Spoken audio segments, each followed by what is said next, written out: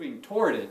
But the organic first resurrection is actually trying to do that which, whatever your conception of the Creator is, or the All One, or the universe, or just wisdom, and it doesn't matter the name of the All Person in this particular case. What matters is that the person is following the light, his or her highest light, as they perceive it to be. And inside themselves, they know that they're doing the right thing, so to speak. And not for themselves, but to fulfill that which, the inspiration that they receive, that they feel from this greater source, which we know as Jehovah. But a person can be in the organic first resurrection without having the name Jehovah. And that's if they're following the some of the practices of the Faithist discipline. For example, Quakers are Faithist in heart because they follow the inner light, the light inside them. And that's what Faithists do too. They follow the light inside, the inner light. And so they're Faithists in heart because they don't follow the rest of the Faithist disciplines, such as a vegan diet. An herbivorous man and woman of peace is what we have to become. That's the big picture inspiration for everyone. And they have the peace part, you know, because they won't go to war and all that. So that's another reason why they're Faithist in heart, so to speak. Well, but there are other people like that. The Quakers were just one example. And so when you look at a young child, a very young child, well, they're not going to do things necessarily for this light or whatever because they haven't matured enough to do that. They're basically going to do for self. And this is particularly evident with 2-year-olds, you know, when they're learning to say yes and no and all that and who they are inside. And so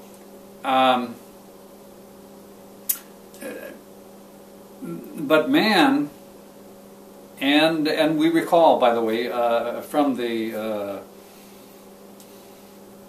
tablet of grade and in grade, that a grade 1, which is the bottom grade,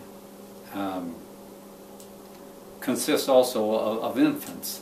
But that the grade itself, which is they're talking here a grade of service, at grade 1 means that you serve yourself 99% of the time and others 1% of the time. And the reason that that's important is because that's correlated also with age. So that at age 1 you're basically grade 1, at age 2 you're grade 2, and at age 3 you're grade 3, and so forth. That's sort of like the ideal progression that was established or has been established by the system and order of the Creator. So, and we learn through it through Olaspi, and of course we can put it to the test if you were so inclined, you know, and check, is it true here, is it true there, and remain open, you know, to whether it's true or not, and also whether, you know, we're wise enough to be able to discern whether it's true or not. So, but anyway, in any event, the point in all this is that in the natural growth, we, at some point, we look beyond ourselves, and this looking beyond oneself, now that's growth toward the organic first resurrection, but it's not the organic first resurrection, but it's growth toward it. And so there's all these sort of in-between steps, but the organic first resurrection, that's when people attempt to fulfill Jehovah, essentially, what Jehovah desires of them. And so from 1949 to 2049 was the time for the birth of this within man. Before that, well, there's 2 periods before that. The first period, which was the foundation of all the resurrections, which is the inorganic first resurrection, That was established with the founding of the Republic, the Guatemalan Republic here in the United States of America. And the Republic became known as the United States of America. And what it did, it founded in law man's freedom conscience to worship Jehovah any way that he wants. But they also put into laws and in their constitution principles, rules for living in the inorganic first resurrection. And so therefore you'll see in there things pertaining to property and pertaining to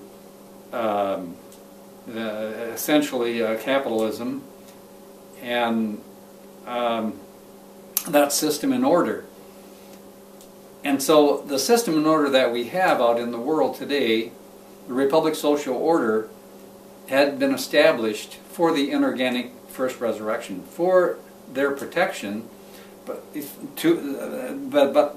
also for the protection of the inorganic resurrection itself, so that people can feel free to follow, as they say in the Declaration of Independence, life, liberty, and the pursuit of happiness.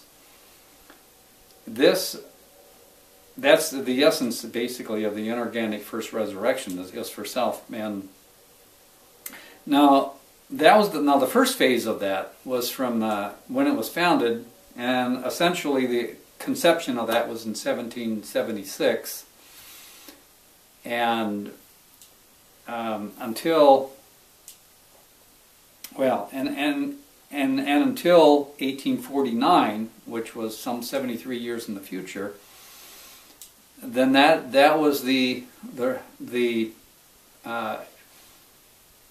ruling mindset, and what that ruling mindset was, what man was at that time. He was, as a young adult with this republic, he was as a young adult experimenting with this and that and trying to figure it out and all that. So he had been born and became like this young adult during that time, and also had conceived the organic first resurrection within him. I mean, all the other higher resurrections were there, but he couldn't see very far into them. But at that point, we say that the organic first resurrection was as an embryo within it. In other words, although the Republic Social Order was set up to protect the inorganic first resurrection, but it was also set up to allow openings for the growth toward the organic first resurrection, because that's what resurrection is you can go up and forward and up. And so there was always this possibility there that it could be, which they call progress or progression, a man moving forward toward a more utopian type of a living situation, a better living situation. And so that possibility was always there. And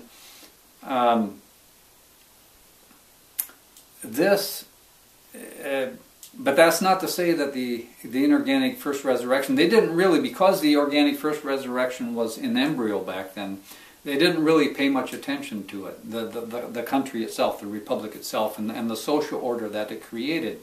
They were more like young adults in adolescence and young adulthood, who go around trying different things and seeing, and how they fit and how this all fits together and what they can do with it and all that. And it wasn't until 1849, when the dawn of Cosman came, that man then reached his next stage.